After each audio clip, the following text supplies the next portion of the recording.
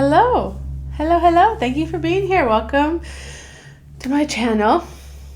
I'm so glad you're here. I'm so excited to make this video.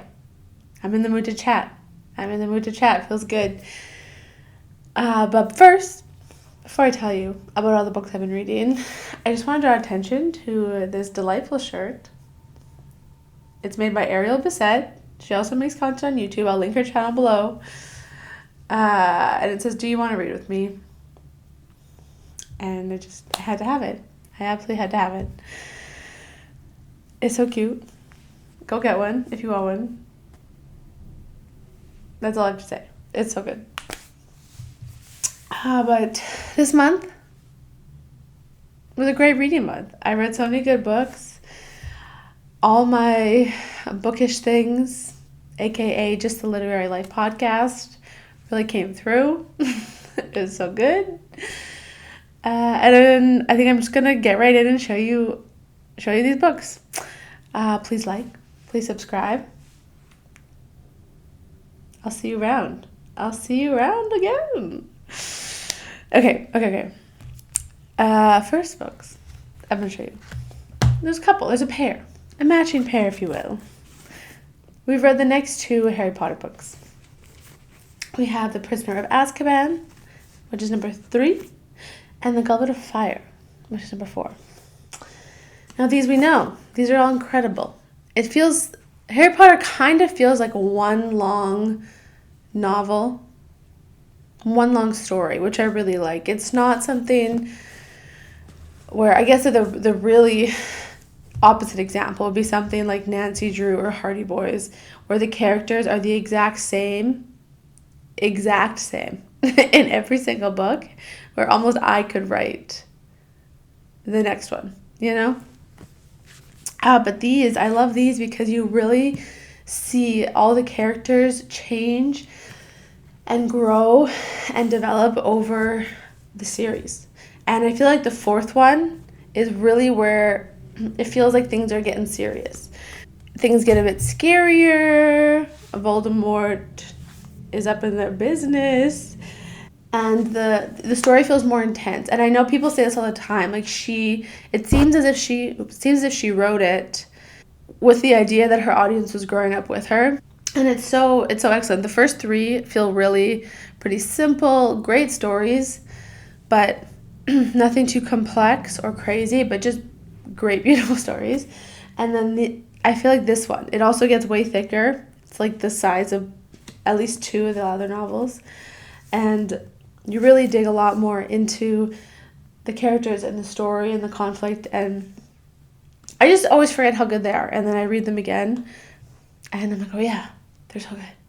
My favorite character by far is Dumbledore.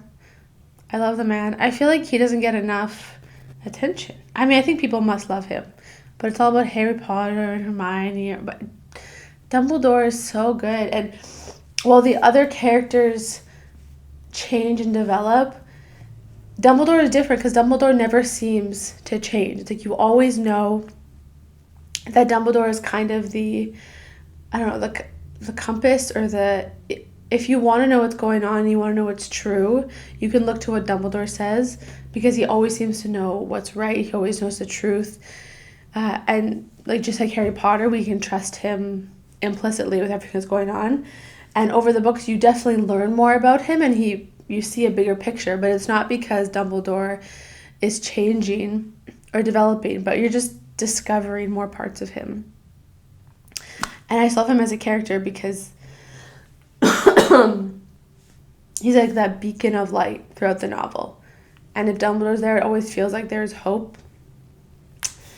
And he gives you somewhere to look when you're lost or confused. You know, he kind of like sets you right. He's like, nope, trust me, come with me. It's okay, I've got this. It's just such an incredible character. So really, I've been enjoying Harry Potter. I've already started the next one because who can help it? Once you've started, you have to keep going.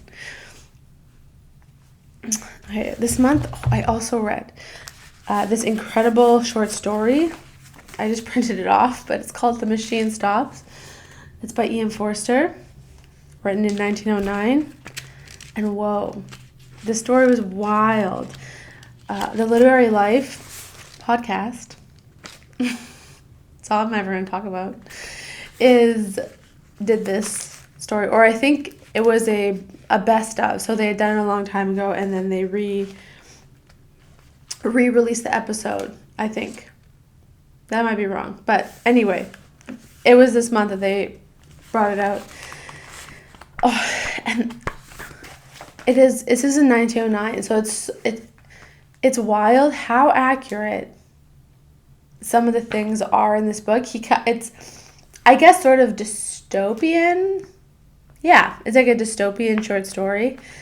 And it is wild how accurate some of the things are. Like, these people, they live underground, and they all have their own, I guess, pods or rooms, and everything within that pod, they just have to push a button. And then, like, the bed comes, they push a button, food comes, and they just talk to each other via these screens. And they have all this academic learning that they give these conferences via these screens. And I'm like, that's literally us. That's literally all we do. We just Zoom and video chat all day. And yeah, it's a story of a man who isn't, I guess, convinced that this world is the best way of living, the way they have it set up. And so it's him trying to break free of that, and the machine opposing him. And I started reading it one day, and I thought, I'm going to start this. And I could not stop until I finished. I was so captivated by the story, and it was so revealing. It just pointed out so many, I guess, problems or assumptions or just mistakes that we make and that we don't even know we're making, or brought up so many questions about what a good life actually looks like. And it was if you have just a couple hours, this is not a waste of time. Not a waste of time. It is such a good use of time to read this story. You can get it for free online. That's where I got this, and I just printed it off because I really cannot bear to read on a screen. But it's such a good short story. So good. I've only read that and Howard's End by Ian Forster. But the more I read, the more I'm like, Ian Forster, you got something going on. You've got something going on. Yeah, let me know if you've read anything else by Ian Forster that you'd recommend. Howard's End and this story are very different. And I don't know what the rest of his work is more like Howard's End, or if it's more like this dystopian kind of sci-fi short story. Let me know if you know. I'm out of breath. Okay, my book club this month, we read Gulliver's Travels. And this is the second time I've read this. Okay, that's one of the reasons I love this book club I'm in, because it forces me to reread things. Often we pick stuff that, like, it's just one person who chooses every month, and often it's something I've already read. And that's so good because it's something that I might not reach for to reread, but that I'm so grateful that I guess I'm forced, in a sense, to reread it. I enjoyed this much more the second time. It still, at some point, seemed a little difficult to get through, but this week, or I guess this month, I listened to a lecture on this by Angelina Stanford that's put out by the House of Humane Letters. I'll link it below if you want to listen to it. I think it was only $15. And it really transformed the way I thought about this book. This book is a satire, I guess, like a satire of a travel book, and there's so many layers of satire in this. It's even hard to like see them all or point out to. There's satire about like the politics, and there's satire like social satire and about there's layers and layers. The narrator is a satire and at different points, at different stories, and even at different points within the different stories, he represents different things. And I didn't realize how complex and I detailed, I guess, the book was until I listened to this lecture. Gulliver's Travels is divided into 4 books, and he goes kind of to 4 different lands. And like the first land, he is really big, and the people there are super tiny. And then the next one, it's the inverse, and he is super tiny, and the people are really big. And he uses these different worlds and these different perspectives to showcase problems, specifically with the Enlightenment, which was kind of the start of our modern way of thinking and the way we think about the world now. And it's so hard to question the assumptions that we all hold because we all think the same thing. And so it's hard to notice when the assumptions that we all hold together are wrong. So reading something like this, it helps us to see that maybe we don't have everything figured out as well as we thought we did. And yeah, it was really good. I highly recommend reading it, and I highly recommend listening to the lecture that I'm going to post below. Even listening to the lecture before you read it. Well, I kind of listened to the lecture in the middle. I don't know. Listen to it twice, before and after. Really good book. Jonathan Swift. Smart guy. Just 2 books left. The second last one is called Holiness Here by Karen Stiller. And I grabbed this book because I know the author. Her daughter is my friend, and I went to this book launch, and so I had to read it. And it is a meditation, kind of an informal meditation on what holiness looks like in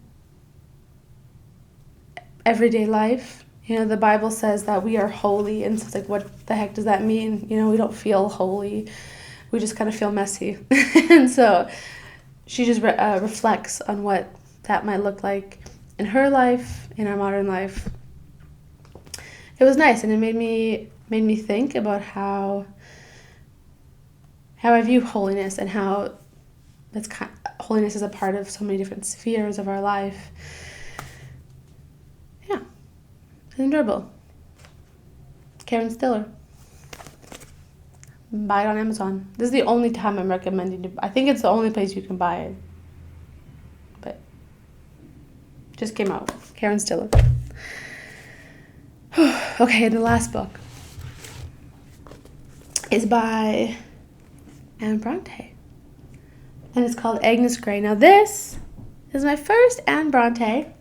How much did she write other stuff? I actually don't know. Yeah, it says her first novel. So surely that means there's at least a second. This I read because the Literary Life podcast, which if you haven't listened to it yet, I'll link it below.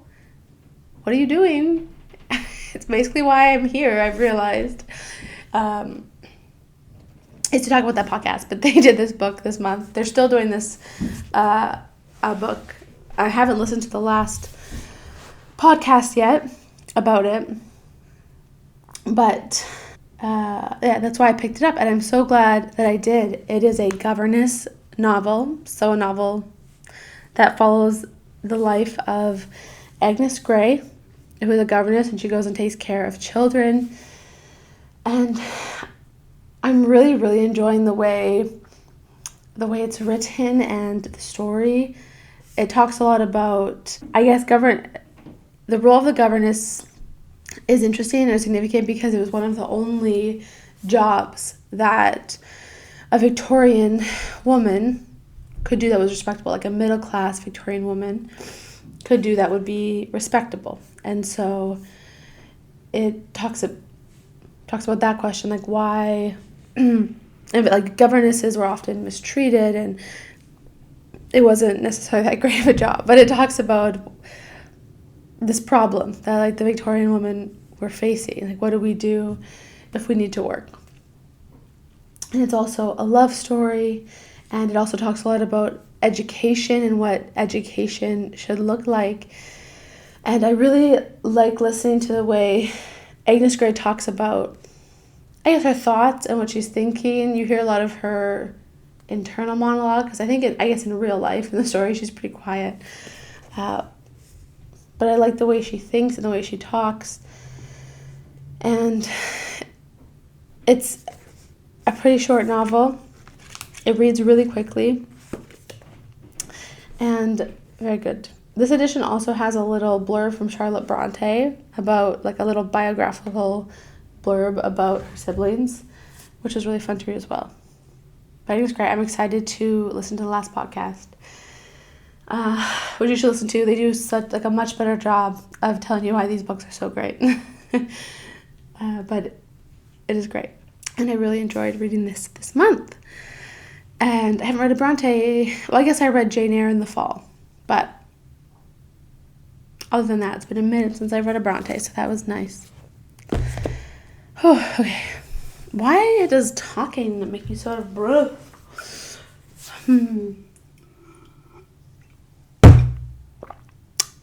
Okay, let's shift gears to a little, wait, June. Wow, June is coming. A little June TBR. I have a few books that I am working on. So, I need to grab one sec. The book I just wanted to grab was in my bedroom, but I had closed the door because of sound to make it quieter in here. And apparently the door locks and I don't have a key, so I'm going to sort that out later. But the book I was going to get was the next Harry Potter. I think it's Order of the Phoenix, I think is the 5th one. So I'll be most definitely reading that. And our book club this month is reading the Epic of Gilgamesh, which I have in this collection, Myths from Mesopotamia. And the Epic of Gilgamesh, it's not terribly long, I didn't think. Oh, there's an intro. Yeah, it's in verse. About that chunk. And I know it's a really old epic poem. I think it might be some of the oldest story we have written down, I think.